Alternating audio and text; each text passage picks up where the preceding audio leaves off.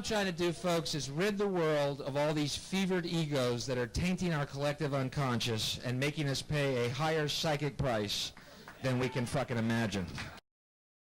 As you might be able to tell from the title of this video, in this video I'm going to be attempting to take down one of the biggest names in the flat earth community. And before I do this, I think it's important for me to explain precisely why I am doing this. I'm sure that many in the flat earth community will say that I am doing this because I'm getting paid to do this, that I am actually a government shill who's going after the flat earth community because the flat earth community is a big threat to their operation. But this isn't the case. I don't even take financial aid from the government while I'm going to college. I refuse to take anything from the government. I refuse to take any of the money that they have stolen from the people. And YouTube hasn't even approved ads on my videos yet. I am making this video because I see the flat earth theory, and I see this new flat earth movement, as actually one massive distraction. This supposed flat earth truth, which comes with no real solutions, even if they are able to prove a flat earth, which I will be providing evidence against, even if they could prove flat earth, it would still provide no real practical solutions for what we are supposed to do in terms of government. This flat earth truth, supposed truth, is distracting people from very real government injustice, from mass government collusion to tyranny, imperialism, and genocide. By all accounts, this flat earth movement, this flat earth conspiracy, is nothing more than a false savior. It is convincing people that they can actually save people with this information. But as I said, this information provides no practical solution for how we are supposed to govern ourselves. There is zero wisdom and philosophy in the flat earth movement. Some in the flat earth movement will deny what I just said. They will say that the purpose of the flat earth movement is to prove a god, to prove a divine creator.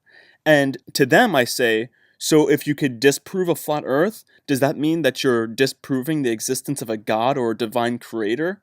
And I will also ask these people, well, which god would we be proving? Would we be proving the God of the Bible? Would we be proving the Buddhist gods? Will we be proving the Sumerian gods, the Egyptian gods? Which gods would we be proving? It appears to me like the flat earth movement is trying to revive the churches which are dying out, and which are rightfully dying out because of their lack of philosophy. Me, I have defined religion as spiritual philosophy, and I do not believe that we need a flat earth to have some kind of spiritual philosophy. Nor do I think we need a flat earth to prove that there is some sort of force above us, some sort of God, some laws of nature which are clearly being violated by the governments and churches of the world. And I will clearly state which divine force, which law of nature, all of the governments and churches of the world are violating. And it is the only divine law that we can be certain of. And that is the natural law or the divine law of our free will. And now, without any further delay, I am going to dethrone the one who many consider to be the head of the flat earth community, Eric Dubay. And I'm going to do this by debunking his Southern Star Trail model, which is completely fake, phony, and false. And this model of his can be found in his video titled Flat Earth Star Trails Explained. And unfortunately, it has 157,000 views. But fortunately, it only has 1,000 thumbs up and 764 thumbs down. So that means it only managed to deceive a very small amount of people who watched it. And here is the model that he presents in the video. He presents this dome model. And I would like everyone to pay most attention to the outer region of this dome, to these almost perfectly horizontal lines. So he has some notes here, and the first note is star trails form circles near the center of his supposed dome. And then 2 is circles get bigger and look like straight lines when viewed from narrow field of view. Then he goes on, and the third one, stars go along horizon near the edge forming lines. So, as I said, he claims that the outer edge should only have straight lines. there should only be one circle of stars in this model. All of the other ones should be straight lines. And then he also shows this image. He shows an image that shows a circle, which is the circle that he's talking about, the circle in the north. And then he shows another distorted circle in this image over there. And he says another circle. So he says, but how is this possible? And then his answer is right at the bottom here. The answer, scale, perspective, and horizon. Now, I find this incredibly hypocritical and rather funny because the flat earthers always laugh at the mainstream scientist who tried to explain the flat horizon by saying, well, it's scale and perspective. You know, the earth is very big, so you can't see the curvature from your perspective because it's such a large scale. And yet, Eric Dubay uses that exact explanation to explain why there appears to be two circles in this image. And don't worry, we're going to get there. So he says, he has this other image in his video. It says, scale. Earth is huge, but the sky is even bigger. You actually see a pretty large chunk of it. And then he shows his dome, and he's like, the sky we can see, not to scale, of course. And then he says, sky we can't see. So then he tries to say that we can't see those straight lines, those straight lines that are on his dome. He says, well, we just can't see them. All we can see is that circle. And then he tries to explain the other circle. This is where he begins to try to explain it here. He says, stars going in and out from behind land horizon. I don't really understand the markers that he has here. Maybe I can't because I'm stupid. So what's important is what he says here in number 3. And it's not in this image. He shows another shot of it. So he says, this next slide that's coming up is going to be explaining the number 3 he has here, this number 3 circle. Because you see in this image he has the explanation for 1, and then he has the explanation for 2 here. So his explanation for 3 is right over here. And finally, he says, this is where the second circle on the horizon is coming from. It's because we see the horizon as flat. And almost right here, he's even acknowledging that the horizon isn't flat. We only see the horizon as flat. So the lines get bent with the perspective. So he's saying that that other circle that you see in that image that he presents is really just the lines getting bent with the perspective.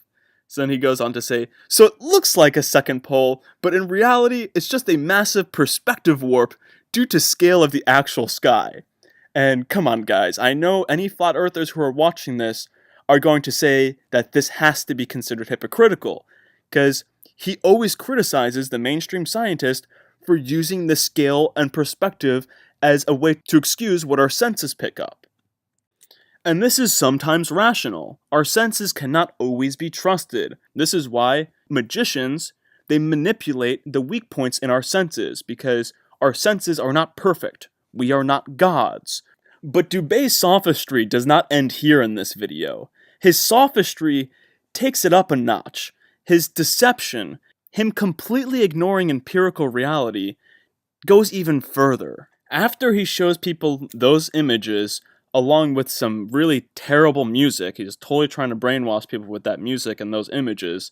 After that complete work of brainwashing and deception, he presents this in his video. He has a video of somebody else speaking.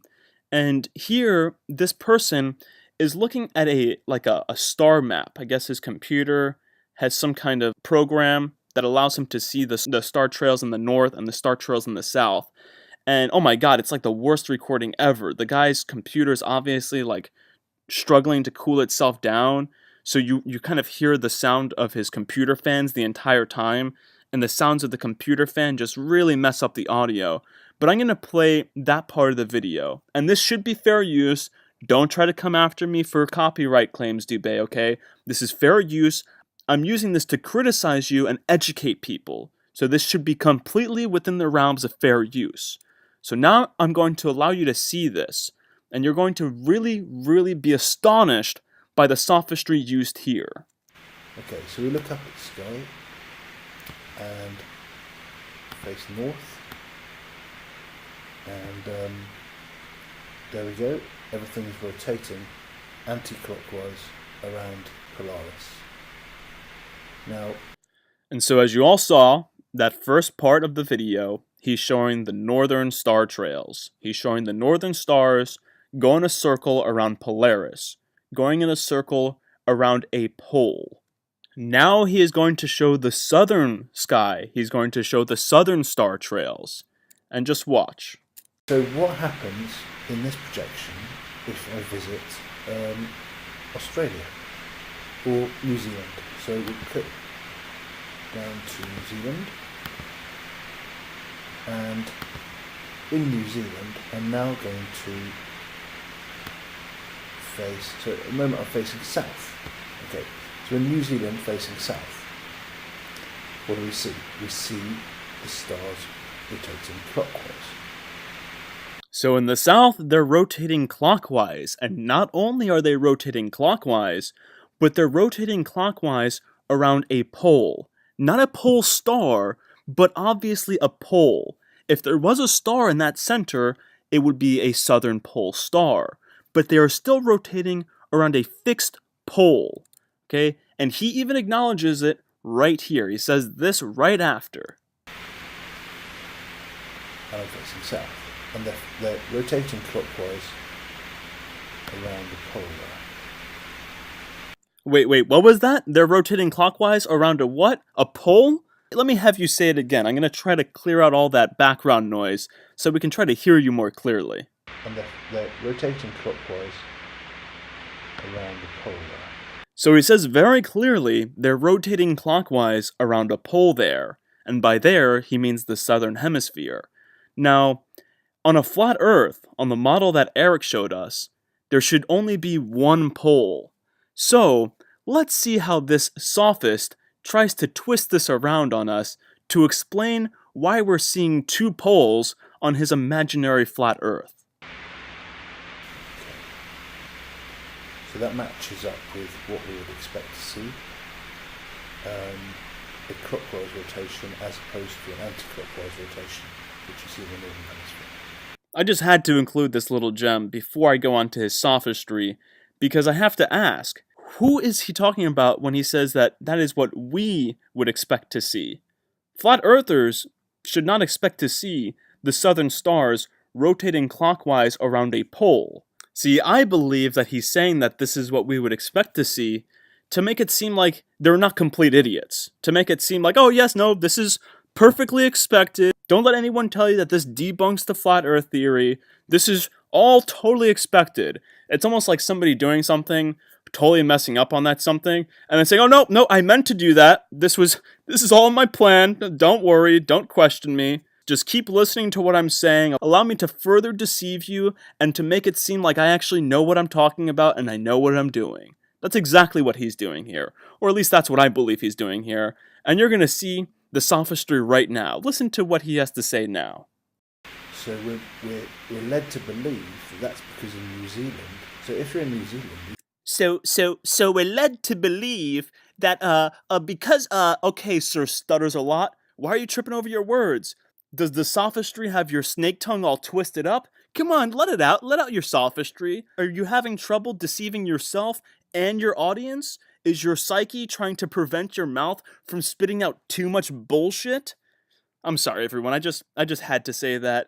It's just he's clearly about to lie to you. I'll start it from his stuttering so that you can hear everything that he says here. I'm not trying to deceive you guys. I just had to make fun of Sir Stutters a lot. So we're led to believe that that's because in New Zealand. So if you're in New Zealand, you think you're looking towards the South Pole. Because South Pole doesn't exist in the flat Earth model. When you're looking south in New Zealand, you're looking to what us in Europe and say England, the UK, is north. So if you look south in New Zealand, you're really looking north from a UK person's perspective. And if you're looking north from a New Zealand perspective, you're looking south from a UK perspective. So if you look at the flat Earth map, you can see why that is. Because the north and south are opposing each other. They're 180 degrees apart. So it doesn't enter into anyone's minds.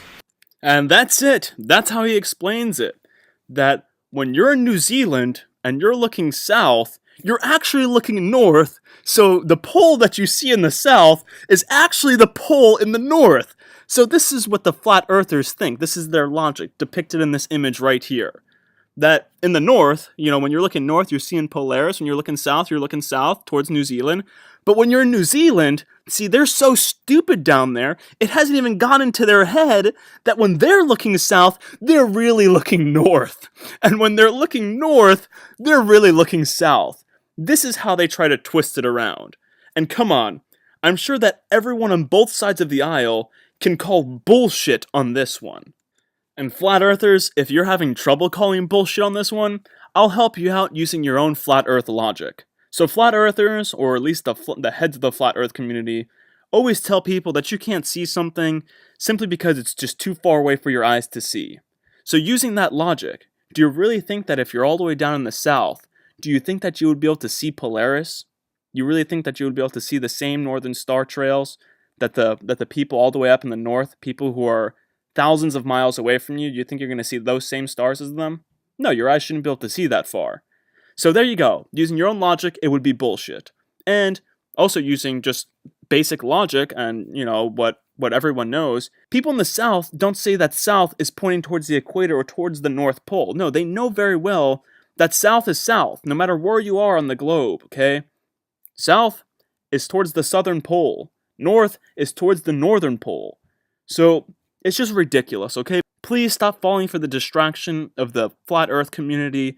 Realize that there are very real things that require your attention, such as government tyranny, corruption, imperialism, mass genocide. These are things that are actually happening, that can actually be verified, that have been actually documented. So please, stop getting caught in this distraction. Start focusing on real things. I'm now going to finish this video off by showing a couple of Eric Dubay's very fake sunsets, which he claims as a proof for his flat earth.